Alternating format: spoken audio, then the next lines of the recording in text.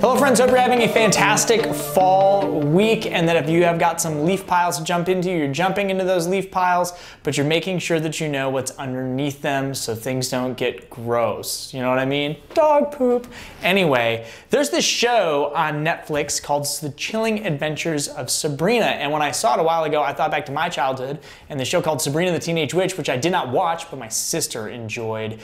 And I was curious, but here's the thing with this show, it's actually not quite like the childhood one, and I've gotten some questions about why it's a big deal to watch it. Specifically, why do we even care if something like the devil, does that even exist? And that's this week's question, does the devil exist?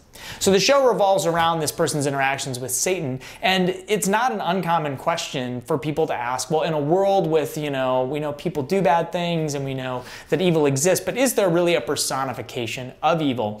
You'll even find some people in the church who say, the devil's more of a concept. He's more of just a construct, a personification of all the evil things in the world. But is it a personal, real entity? They would say no.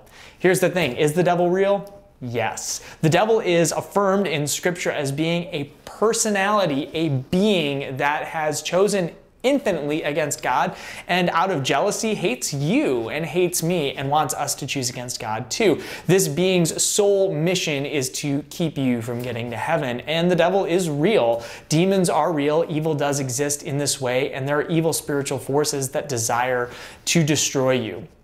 Let that sink in for a second, because I think it's way more flowery to imagine these kind of cartoon personifications of the devil, or to imagine that evil is, something that comes from the human heart. And it certainly does, but those seeds are sown by an evil entity. And when we start to dabble in things like the occult, when we start to dabble in things like dark spirituality, things that this particular show really promotes, we're actually messing with real spiritual beings that have real spiritual power and can actually hurt you. Throughout the centuries, we hear different people talk about exorcisms, demonic possessions, and demonic oppressions, and over the course of time, science has allowed us to say, well, some of those things, were probably due to other illnesses, but not all of them. Remember, Jesus himself cast out demons in sacred scripture. Those things just don't go away.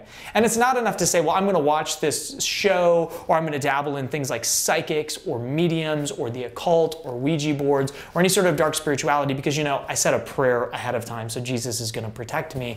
If we're walking willingly in through the gateway of the enemy after Jesus is like, that's a bad idea, then we're forfeiting our protection by our own free will. So it's not enough to say, well, I'm good. I said a prayer. I'm good. If you're knowingly walking in evil situations, the devil might be there waiting. And it's not as flowery or as TV programmatic, fun as a Netflix series might make it out to be. So is the devil real? Yes. Does he hate you? Most certainly. Can you avoid him and rely on God's grace to be safe from his attacks? Yes, but you've got to make that choice. Don't go willingly through the gates of the enemy. If you liked this video, go ahead and give it a like. Share it with a friend who maybe needs to run away from Satan.